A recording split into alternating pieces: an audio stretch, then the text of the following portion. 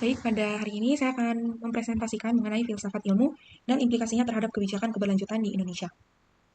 Untuk latar belakangnya, ada interaksi antara filsafat ilmiah dan kebijakan keberlanjutan telah menjadi isu yang semakin relevan, khususnya di negara berkembang seperti Indonesia, yang menghadapi tantangan besar dalam hal pertumbuhan ekonomi yang pesat, degradasi lingkungan, serta perubahan iklim yang mendalam.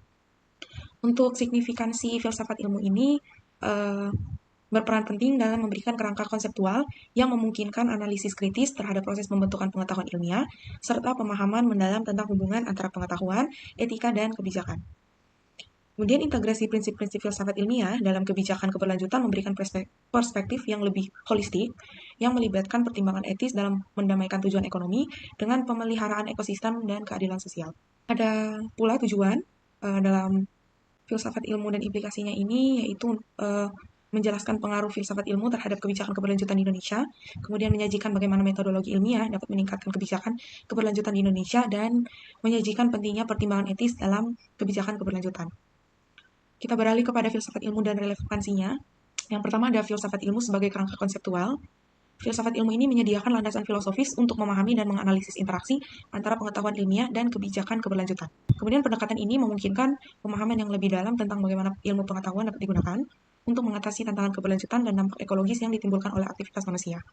Untuk perannya sendiri ada dalam memperkaya kebijakan keberlanjutan dengan mempertimbangkan nilai-nilai etis, sosial, dan ekologis. Kemudian pendekatan filosofis ini menekankan pentingnya pertimbangan yang adil terhadap hak-hak sosial, keadilan antar generasi, dan kelestarian lingkungan. Untuk penerapannya ini ada pada pelestarian bahasa daerah yang terancam punah, yang tidak hanya berkaitan dengan warisan budaya, tetapi juga memiliki implikasi terhadap pengelolaan lingkungan. Penghargaan terhadap bahasa sebagai bagian dari identitas budaya membantu menjaga keberlanjutan sosial yang pada gilirannya dapat mendukung keberlanjutan ekologis dalam jangka panjang. Untuk peran penelitian ilmiahnya ini ada 4, yaitu yang pertama pada dasar empiris untuk kebijakan keberlanjutan. Penelitian ilmiah ini berfungsi sebagai dasar empiris yang esensial dalam pembentukan dan pengembangan kebijakan keberlanjutan. Melalui pendekatan metodologis yang ketat dan pengumpulan data yang objektif, penelitian ilmiah menyediakan informasi yang valid dan dapat diandalkan untuk mendukung keputusan kebijakan yang berbasis bukti. Yang kedua ada interdisipliner dan sistemik dalam penelitian keberlanjutan. Penelitian ilmiah dalam konteks keberlanjutan membutuhkan pendekatan yang bersifat interdisipliner, yaitu menggabungkan ilmu alam, sosial, ekonomi, serta kajian etika dan budaya. Contohnya, penelitian yang melibatkan kajian perubahan iklim atau ketahanan pangan memerlukan kolaborasi antara para ilmuwan dari berbagai disiplin ilmu untuk mengidentifikasi solusi yang lebih terintegrasi dan adaptif terhadap tantangan keberlanjutan.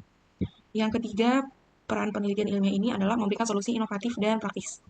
Penelitian ilmiah tidak hanya mengidentifikasi masalah, tetapi juga memberikan solusi yang inovatif dan praktis untuk tantangan keberlanjutan. Misalnya, studi terkait pengelolaan air yang berkelanjutan atau sistem pertanian yang ramah lingkungan dapat menghasilkan kebijakan berbasis teknologi yang dapat meningkatkan efisiensi dan keberlanjutan sektor-sektor penting tersebut. Kemudian, peran yang keempat yaitu peningkatan kapasitas dan keterlibatan komunitas. Melalui pendidikan dan pelatihan berbasis hasil penelitian, masyarakat dapat dilatih untuk mengelola sumber daya alam mereka secara lebih bijaksana dan berkelanjutan. Kita beralih kepada pertimbangan etis. Signifikansi pertimbangan etis dalam pengambilan keputusan. Dalam konteks keberlanjutan, kebijakan yang baik harus mengedepankan prinsip keadilan, tanggung jawab sosial, dan perlindungan hak-hak lingkungan dengan memastikan bahwa keputusan yang diambil tidak merugikan kelompok masyarakat atau ekosistem tertentu. Kemudian keadilan sosial dan ekologis dalam kebijakan keberlanjutan.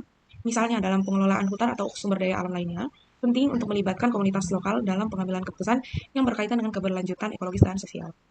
Untuk peran pendidikan etika, mengintegrasikan pendidikan etika dalam kebijakan keberlanjutan dapat meningkatkan kesadaran individu mengenai dampak lingkungan dari keputusan konsumsi dan produksi mereka.